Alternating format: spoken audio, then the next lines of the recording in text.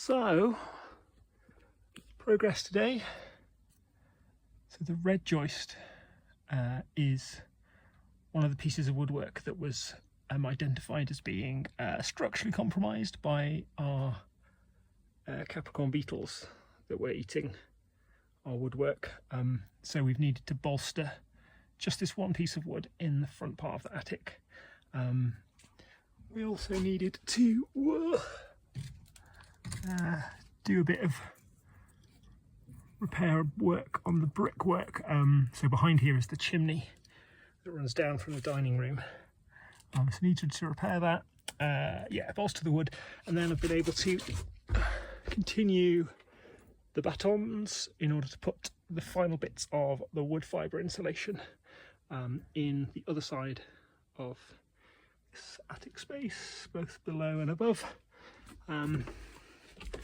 I'd already done that on the other side, and I started to add the first layer of the silver foil insulation. So the silver foil insulation is stapled to the batons, and then the staple holes are stuck with silver tape to reduce the cold bridging, and then the silver foil is taped to itself.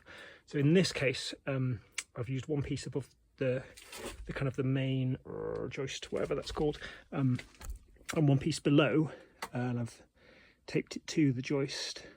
What I'm going to do is, when I've done the major bits, I'm going to use the offcuts to then go across and also put that joist kind of on the cold side of the insulation, so there'll be a continuous insulation barrier, and this is also a vapour membrane as well. So while there is spacing behind the wood fibre insulation to allow any condensation to be evaporated away, hopefully underneath the tiles, the fact that this is a moisture barrier will reduce the amount of moisture getting there anyway, and particularly once it's made good and sealed properly, using the right mastic against the inside of the external brick wall. And then what's going to happen, the overall plan is to then put another layer of batons on top of the first silver sheet, and then put a second layer, and this then, so that's with the appropriate spacing, so each of the silver layers gets me, I think it's 4.5 whatever the thermal units are, and then this wood fibre insulation is another 2 or 1.5. So it gets us 2 9-odd units of thermal resistance, which I'm pretty sure in the French system is quite close to being some kind of reasonable standard, which when you compare to how it was, so let's go back out through the crawl space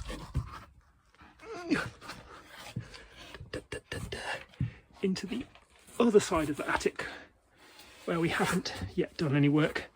And it's going to be more complicated because it's got this old roof light, which is a little bit leaky, and also is going to be difficult to thermally insulate, so we need a plan for that. But the original situation was, so this is the subdeck for the roof, sitting on the joists, and then you can see through the other side, those are just the tiles with air gaps and light coming through. There's no leaks apparently, which is good, but that was the old situation, and it's already noticeably warmer in this bit of the attic than it was in the insulated other side. So that's feeling like pretty good progress.